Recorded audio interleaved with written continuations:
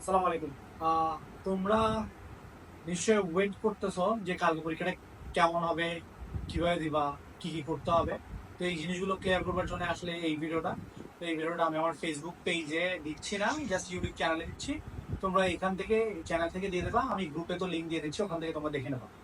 তো যে এই জিনিসটা একটু খেয়াল করো, কালকে আমরা পরীক্ষায় আসলে কি ইউজ করতে পারবো, কি ইউজ করতে পারবো না। প্রথমত, তোমরা একটা এই রকম বল পেন ছাড়া, অর্থাৎ কলম, কালো কলম ছাড়া আর কোনো ধরনের কলম কিংবা কোনো ধরনের পেন্সিল কিছু ইউজ করতে পারবে না। কোনো কিছুই ক্যারি করতে পারবে না। না ব্যাগ, না কোনো রকম ক্যালকুলেটর, কিচ্ছু ইউজ করতে পারবে না। জাস্ট একটা কালো কলম নিয়ে আসবা। আর রাফের জন্য আমরা খাতা দিয়ে দেবো। আমাদের এখান থেকে তোমাদেরকে একটা পেজ সরবরাহ করা হবে, যেটা মধ্যে তোমরা রাফ করবা। এছাড়া আর কিচ্ছু না। এবং অবশ্যই তোমার রাফের ব্যাপারটা কি করতে হবে, যে এই খাতার সাথে জমা দিয়ে দিতে হবে। রাফের পেপারটা অবশ্যই তোমার রাফের পেপারটা এই খাতার সাথে জমা দিয়ে দিতে হবে। আর দেন আসতেছে খাতাটাতে তুমি কিভাবে কাজ করবা। একটু যদি আমি তোমাদেরকে ক্লোজ করে দেখাই, তাহলে দেখবা যে প্রথমত হচ্ছে, তুমি দেখো যে খাতার প্রথম পেজ আমরা শুরুতে তুমি এখানে ধরো এটা কোন একটা সেট পাইলা, ওই সেটে তুমি দেখবা যে শুরুতে তোমার নাম লিখতে হবে, তোমার ইন্ডেক্স নাম্বার লিখতে হবে। এরপর যে একদম লাস্টের পেজে, তারপর 2 পেজ জুড়ে তোমার কোয়েশ্চেন থাকবে। কোয়েশ্চেনের পর একদম লাস্টের পেজে আমরা নাম লিখবো, ইন্ডেক্স লিখবো।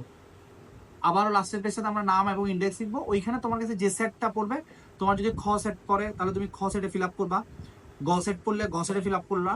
ধরো আমি ধরলাম যে গ সেট পড়ছে কারো, সে গ সেটে জাস্ট এইভাবে গোলা ভরাট করে দেবে। এই যে ধরো আমি একটা কলম দিয়ে দেখাই, এই যে এইভাবে ধরো গোলা ভরাট করে দেবে। এই যে জাস্ট এইভাবে করে দিলে হয়ে গেছে গ সেট। আর নাম লিখবা, ইন্ডেক্স নাম্বার মাস্ট, এই দুটা মাস্ট। এরপর তুমি কি করবা, ধরো একের উত্তর যদি গ হয় তাহলে তুমি গ তে গোল্লা ভরাট করবা।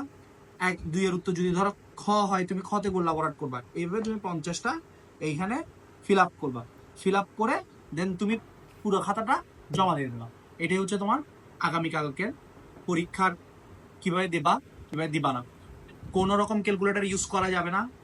আমাদেরকে অনেকে কোয়েশ্চেন করছে ক্যালকুলেটর ইউজ করতে পারবো কিনা। অবশ্যই না, ক্যালকুলেটর ইউজ করা যাবে না। এমনকি কোন রকম স্মার্ট ওয়াচও ইউজ করা যাবে না। অবশ্যই অ্যানালগ ঘড়ি করতে হবে যদি ঘড়ি পরে থাকো। আর একই সাথে হচ্ছে ব্যাগ এবং কোনো কিছুই আনা যাবে না। ব্যাগ এবং কোনো কিছু নিয়ে পরীক্ষা সিটে বসা যাবে না। ঠিক আছে, জাস্ট একটা কলম নিয়ে আসতে হবে। Okay fine, thank you. কালকের জন্য সবাইকে শুভকামনা। দেখি কারে স্মার্ট ওয়াচ নিয়ে যেতে পারে ইনশাআল্লাহ। আল্লাহ হাফেজ।